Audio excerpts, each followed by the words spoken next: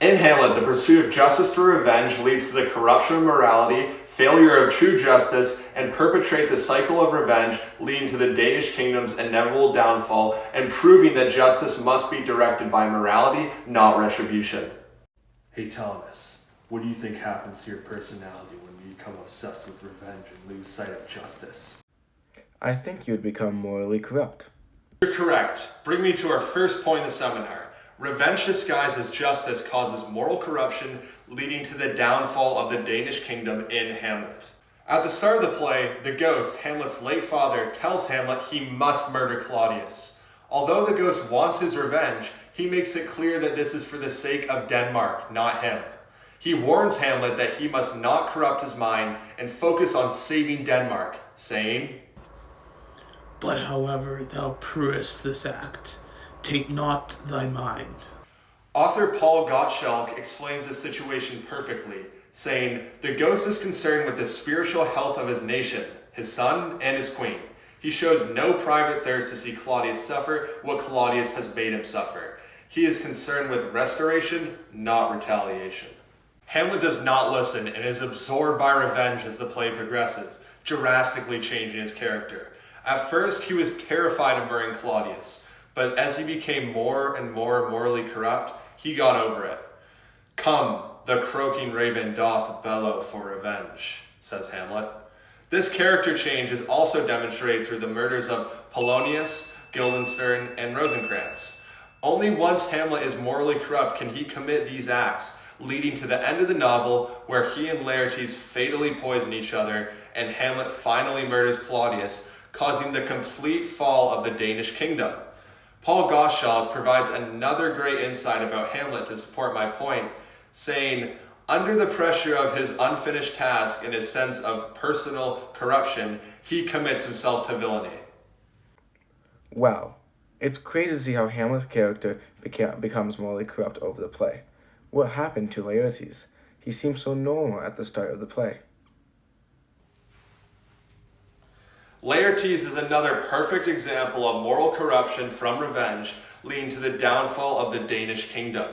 Shakespeare uses Laertes as an extreme example of Hamlet, someone who becomes entirely corrupted by revenge. Laertes is normal at the novel's start, but he completely changes when he returns from France and learns about his father's death. Instead of searching for justice, he longs for revenge and wants to murder Hamlet above all else. Shakespeare has Laertes react this way to show the destructive nature of revenge. Author Richard Buescher says, using Laertes allows Shakespeare to explore the reckless and aesthetic revenge, but this time with a victim about whom the audience cares.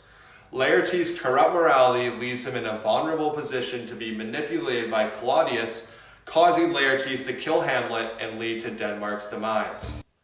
Hamlet's story reminds me of a TV show I've watched. I think it's a guy called Heisenberg. Great insight, Giuseppe.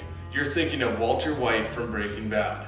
The director of Breaking Bad, Vince Gilligan, tells a lesson about moral corruption, similar to the one Shakespeare tells in Hamlet. Walter White and Hamlet both start their stories with dark but justifiable intentions. Walter hopes to provide for his family financially before succumbing to his terminal cancer by using his skills as a chemist to produce drugs. Hamlet hopes to kill Claudius to avenge his father's death and to save his country of Denmark. Both characters act for a just purpose, but their means corrupt their morality, leading to their demise. At first, Hamlet is scared to murder anyone, and Walter will only murder to protect himself. Then Hamlet murders Polonius with no remorse, and Walter uses violence to manipulate those around him for his benefit, such as poisoning of a child named Brock to manipulate his drug partner Jesse. Violence pushes both of these characters into more significant moral decay, creating a vicious cycle as both characters continue to commit unnecessary murders after these events. This cycle ends with the collapse of the characters' worlds. Hamlet's obsession for revenge leads to the death of every Danish leader, including himself, causing the fall of the Danish kingdom to Norway. Walter's greed and moral decay lead to him destroying his relationship with his family and his partner Jesse. The moral corruption of both Hamlet and Walter White leads to the destruction of what they were initially fighting for, resulting in tragic endings. As many people lose their morality in their desire to achieve true justice, it is this violence and revenge that leads to a failure in achieving true justice. Well, Oakley, the meaning of justice is just behavior, and the treatment alongside administrative authority. In the play Hamlet, this just behavior is totally disregarded, and justice quickly turns into revenge. Hamlet continuously ponders avenging his father's death, as seen in the lines, "Haste me to know it, that I am with wings as swift as meditation, or the thoughts of love may sweep to my revenge." Hamlet cowardly avoids killing Claudius, constantly battling his consciousness as he is obsessed to give Claudius the same fate as his father, but doesn't know how. Instead of solving the situation justly, Hamlet continues to delay the situation, as shown when Hamlet says, "Now might do it, Pat. Now he is a praying, and now I'll do it. And so he goes to heaven. And so I am revenged. That would be scanned. A villain kills my father, and for that I sole son do the same villain send to heaven." As a result of Hamlet's stubbornness and the delays, a number of events occur that not only lead to the death of the innocent, but to Hamlet as well. This leads to the destruction of Denmark and the eventual rule of the Norwegians. Although Hamlet eventually gets his revenge by killing Claudius, it was through rage and anger, rather than a moral and lawful practice. This proves that justice has been completely destroyed, and all acts that drive the plot have been completely taken over by violence. This allows the reader to understand that the play is trying to suggest that all actions should be carried out morally, and revenge only leads to failure and more need for justice. This is further proven by a critical analyst, Harold Skolsky, who says, "For a vengeance beyond the grade has nothing in common with classic penal justice. It is irreconcilable with the straightforward evening of scores prescribed by the Old Testament. The revenger of the blood himself shall slay the murderer. When he meeteth him, he shall slay him. No lying in wait here for the murderer's soul." This quote by Harold Skolsky demonstrates Hamlet's pursuit of vengeance as it goes beyond moral or legal acts, becoming darker. Instead of justice being used by proper means, it is stated that it is completely disregarded, which eventually leads to the further downfall and eventual destruction of everything. What do you exactly mean by this, Giuseppe? So Giuseppe, don't you think that Hamlet is deeply connected to the movie Lion King? Oakley, you know Miss Brooks said we can't use that. It's a direct comparison to Hamlet. I'm not going to use that. I thought bigger. I thought better. And just give me a second to let me get in character. Voila, and this is what you call a costume. When connecting this to modern media, there's a certain show that comes to mind. Dexter, a well-known show, has many parallels to Hamlet and its failure to finding justice. Dexter, growing up, dealt with the murder of his mother, watching her die at the age of 3. He later was adopted and grew to have much anger. His adopted father taught him to only kill those who deserve it. Eventually, Dexter became a mass killer, killing many other serial killers. By the end of the show, Dexter is shot but miraculously survives, moving from his home in Miami to a new place, living under a new identity. The theme of failure of justice is prominent in Dexter as it is in Hamlet, and the two share many similarities. Despite Dexter's stepfather telling him to kill only bad people, similarly to how Hamlet's father told him to kill a bad person, which is Claudius, Dexter evolves far beyond this. Dexter begins to kill for sport, following the same process for each victim, showing them, causing him to feel like he is in full control. Although, when he first begins, it is just instinct, Dexter begins to believe that what he is doing is just, as he is taking out other criminals who have escaped legal troubles. However, by the end of the show, his need to kill outweighs the morality and causes those around him, like his family, to be affected, similarly to how Hamlet's family was affected.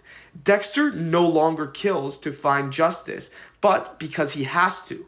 Although he thinks what he is doing is right, he is already in the police force, so there are many other ways for him to do something to find justice, similarly to how Hamlet could have done many other things to find justice. That was pretty good, but can you connect it to modern literature? Yes, actually, I do. Ever heard of an author named Stephen King? I love his work. I read all his books. Perfect. This will make this even better.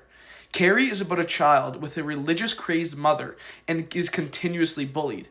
Carrie, one day, got her period and got tampons thrown at her by these students, who later got in trouble.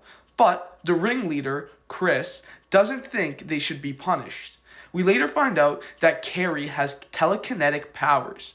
At prom, she is crowned prom queen with her date, but Chris comes up with a plan to pour pig blood on her. This plan is carried out and caused Carrie to go on a killing frenzy, killing almost every student and teacher. When she flees to her house, her mom also tries to kill her, thinking that she is possessed. Although she is stabbed, she kills her mother, but dies shortly after.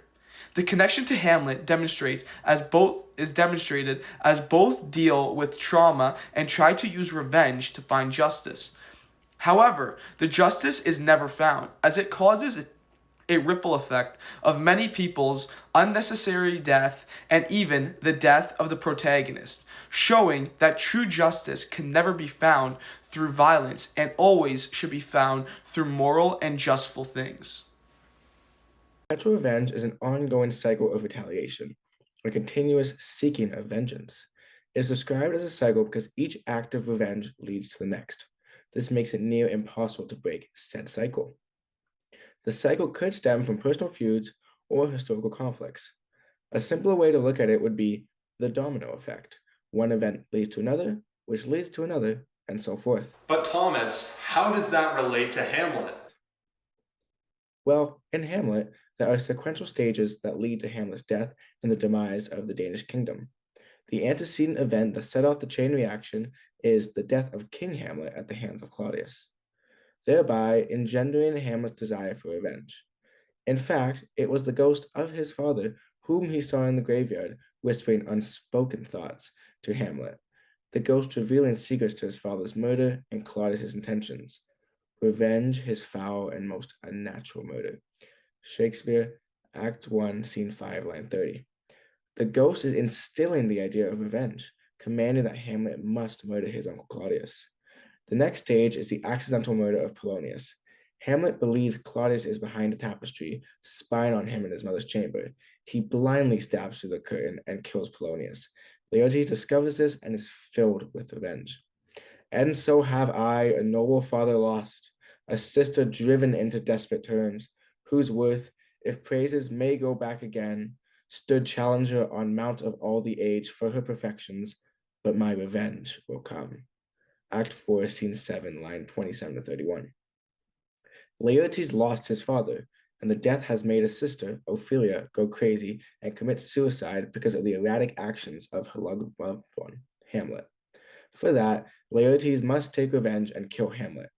Here, the reader can see that the chain reaction or domino effect is set off by one event, the murder of King Hamlet. Because of the murder of his father, Hamlet in turn murders Polonius, meant to be Claudius.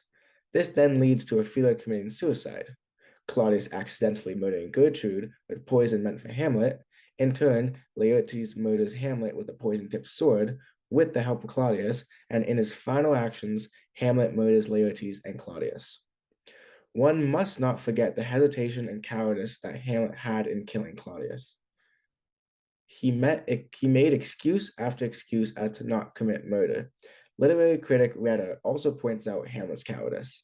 One must not forget that if Hamlet had taken revenge immediately, as required by the medieval code of honor, Rosencrantz, Guildenstern, Ophelia, Polonius, Laertes, and perhaps even Hamlet himself would have survived the events of the drama. Without Hamlet's cowardice, the captivating domino effect would not have occurred. The revenge that Hamlet takes upon Claudius beckons back to an old moral law, lex talionis, which is Latin for the law of retaliation. This terrible law demands vengeful justice by stating an eye for an eye, a tooth for a tooth. Claudius will come to feel the vengeance demanded by this law. Claudius killed King Hamlet, therefore Hamlet must kill Claudius. Hamlet killed Polonius, therefore Laertes must kill Hamlet. Literary critic Andrews states, this is the reason for the enormous emotional appeal of the revenge play in its pure and savage form, before didacticism sets in. The implacable emotional logic of blood for blood is at the heart of revenge tragedy. Lex talionis sounds so familiar, yet I can't quite place my finger on it. What's an example of the law in modern day literature? Well, there are thousands of examples. Perhaps the most famous in modern day literature is The Girl with the Dragon Tattoo by Stieg Larsson, where protagonist Lisbeth Salander takes revenge on her legal guardian, Nils Björman, who sexually assaulted and raped her. Instead of taking legal actions, which she had previously done and did not work, she uses personal retribution and directly mirrors her guardian's crimes. She, in turn, tortures Björman and blackmails him into submission. This is an example of lex talionis because of the personal retribution and the desire for an eye for an eye. Well, as we wrap up, Shakespeare's emphasis on perpetual revenge is so important to the overall play. Without perpetual revenge, the play would not be enthralling, and the play could have ended after the murder of King Hamlet and not gone past the first page.